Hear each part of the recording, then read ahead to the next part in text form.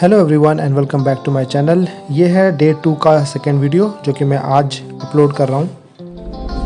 टपकेश्वर महादेव मंदिर के बाद अब हम लोग जा रहे हैं यहाँ का एक दूसरी जो लोकेशन है विच इज़ डियर पार्क। तो वो मालसी डियर पार्क एक जगह है। फ़िलहाल हम वहाँ जा रहे हैं। टपकेश्वर मंदिर से मालसी डियर पार्क तक का जो रास्ता है वो है अप्रॉक्सीमेटली 9 किलोमीटर के आसपास। 17-18 मिनट दिखा रहा था। तो अभी निकले हैं और डियर पार्क जाएंगे। डियर पार्क के बाद जो नेक्स्ट लोकेशन हमने डिसाइड की है वो है सहस्त्रधारा। तो प्लान ये है एक्चुअली कि एक दिन में हम कितनी लोकेशन विजिट कर सकते हैं वो करने जा रहे हैं। तो एक हो चुकी है, दूसरी डियर पार्क हो जाएगी, तीसरी हो जाएगी सहस्त्रधारा। उसके बाद देखते हैं कि देहरादून में ही चीज़ें एक्सप्लोर करनी है या फिर लोकेशन चेंज करेंगे। जैसा भी होता है आपको फाइनल बताते हैं क्या अपडेट है। तो आगे का रास्ता डियर पार्क तक का आप देखिए टाइम लैप्स के थ्रू। एंट्री फीस वगैरह की इन्फॉर्मेशन मैं आपको वहाँ पहुँच के बताऊँगा।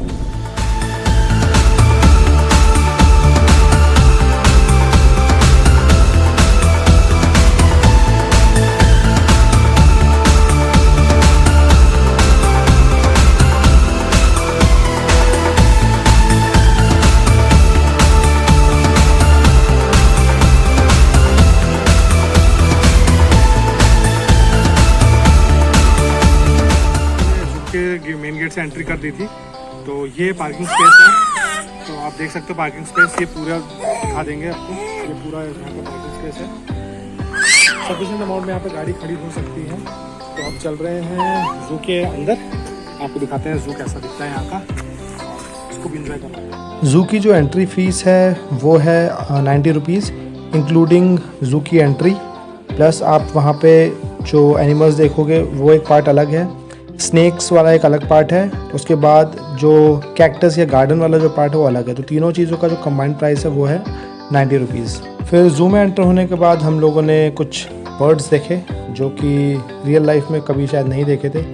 उसके बाद पिकॉक, ऑस्ट्रिच, ईमू और क्रोकोडाइल भी हमको किस्मत से दिख गया क्योंकि ठंड का मौसम था। बट इस पार्क में आपको टाइगर, लायन, लेपर्ड इस टाइप के जो वाइल्ड एनिमल्स हैं वो आपको नहीं मिलेंगे।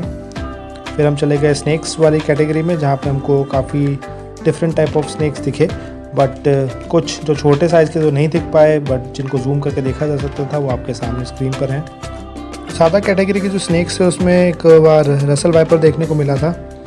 और रसल वाइपर के बाद हमने देखा था अजगर। सो उसके बाद इंडियन कोबरा जिसे हम नाग कहते हैं, तो ये भी देखने को मिला। बट ज़्यादातर जो थे वो छोटे साइज़ के थे या कहीं रेस्ट कर रहे थे अपने छुप कर, नहीं देख पाए। फिर हम वहाँ से निकल गए और चल दिए अपने नेक्स्ट लोकेशन की तरफ जो कि बेसिकली था एक्वेरियम। और एक्वेरियम के गेट आप देख सकते हो कैसा दिख रहा था। और अंदर जो पूरा था वो इंडोर था। और एंट्रेंस पे ही एक छोटा सा उन्होंने आर्टिफिशियल पॉन्ड बना रखा था जिसमें कुछ सुंदर सुंदर मछलियाँ थी। और उसके बाद जितनी भी कैटेगरीज़ की या डिफरेंट स्पीसीज़ थी फिशेस की वो अलग चैम्बर्स में रखी हुई थी। तो आप इंजॉय कीजिए। ये डिफरेंट टाइप ऑफ फिशेस हैं। आप जाना चाहते हो डेफिनेटली आप जाके देख सकते हो। और अगर नहीं जाना चाहते तो आप इस वीडियो के थ्रू जाके देहरादून का ज़ू पूरा घूम सकते हो। तो आई होप आपको ये वीडियो पसंद आएगा। और अगर नहीं आता है तो भी कोई बात नहीं है, अगर पसंद आता है तो इट्स ग्रेट। तो आप इंजॉय कीजिए डिफरेंट वैरायटी ऑफ फिशेस जो आपको शायद किसी ज़ू में ही देखने को मिलेंगी, या आप अगर नेचर लवर हैं तो किसी आइलैंड पे जाते हैं तो वहाँ आपको देखने को मिल जाएंगी। बट इतनी सारी मिलना पॉसिबल नहीं है। तो छोड़ जाता हूँ मैं आपको इस वीडियो के साथ, आप इंजॉय कीजिए। फिर हम आगे मिलते हैं नेक्स्ट कैटेगरी में जो ज़ू की थी विच इज़ कैक्टस गार्डन। तो वहाँ मिलते हैं आपको कैक्टस गार्डन पे।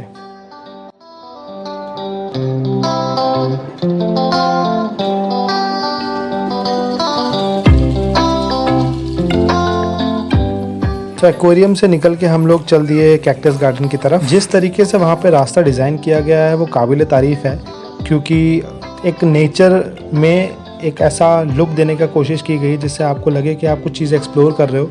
जैसे जुरासिक पार्क में कुछ चीज़ें बनाई गई थी उसी टाइप से कुछ यहाँ पे भी डेवलप करने की कोशिश की गई है। कुछ आर्टिफिशियल ब्रिजेस बनाए गए हैं जिससे आप उस लोकेशन को एक्सप्लोर कर सको इजीली। और उसी में से एक ये ब्रिज भी है जिससे हम अभी होके गुजर रहे हैं। और ये थोड़ा सा एन्जॉयमेंट, हंसी मजाक होना भी चाहिए रास्ते में। अब हम लोग जा रहे हैं कैक्टस गार्डन की तरफ।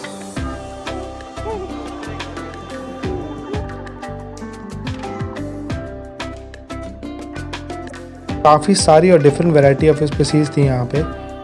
कैक्टस आप देख सकते हो डिफरेंट टाइप के हैं यहाँ पे, कुछ बड़े कुछ छोटे। किसके क्या क्या नाम थे रियली सॉरी, मैं उतनी सारी चीज़ें कैप्चर नहीं कर पाया। बट हाँ, मेरा मेन मोटिव था आपको दिखाना कि इस गार्डन में क्या क्या है। तो उनमें से ये एक आपको वीडियो क्लिप मिल रही है जिसमें आप देख सकते हो कि डिफरेंट वैरायटी ऑफ कैक्टस है यहाँ पे। और कैक्टस के साथ साथ और डिफरेंट स्पीसीज़ भी हैं। ऐसा नहीं है कि सिर्फ कैक्टस ही कैक्टस यहाँ पे मिलेगा, बट आप जाओगे देखोगे तो आपको अच्छा लगेगा देखने में। और एक छोटा सा आर्टिफिशियल यहाँ पे झरना बना रखा था। और फिर वहाँ से हम निकल के चल दिए एग्ज़िट की तरफ। और एग्ज़िट से बाहर निकलते टाइम छोटे बच्चे वहाँ जनरली आते हैं ज़ू में, पार्क में घूमने के लिए। तो वहाँ एक सेपरेट फ़न पार्क बना रखा है बच्चों के लिए। तो छोटे बच्चे अपने फैमिली के साथ, अपने पेरेंट्स के साथ वहाँ जाके एंजॉय कर रहे थे। हमारा बेटा कुछ ज़्यादा ही छोटा है तो वो भी वहाँ नहीं जा सकता या वहाँ एंजॉय नहीं कर सकता। बाकी स्कूल से काफ़ी सारी बसेस आई थी जो एक तरीके से बच्चों को एक्सप्लोर कराने के लिए लाए थे कि ज़ू कैसा होता है। और बस वहाँ से हम निकल गए और हम अब जा रहे हैं नेक्स्ट लोकेशन की तरफ। अब हम लोग बाहर निकल रहे हैं और अब हम जा रहे हैं टुवर्ड्स सहस्त्रधारा। ज़ू से सहस्त्रधारा की जो लोकेशन है वो अप्रॉक्सीमेटली है 12 किलोमीटर। तो बस पहुंचते हैं सहस्त्रधारा। आगे का रास्ता आप देखोगे टाइम लैप्स में। और बीच में अगर जो भी पॉसिबिलिटी होगी खाने पीने की या रेस्ट, वैसे यहाँ पे एक फूड कोर्ट है बट बहुत भीड़ थी, टाइम ज़्यादा लग रहा था। सो वी हैव डिसाइडेड कि हम कहीं और खाएंगे। तो ये जा रहे हैं हम लोग एग्जिट गेट से बाहर की तरफ और फिर आपको देते हैं अपडेट।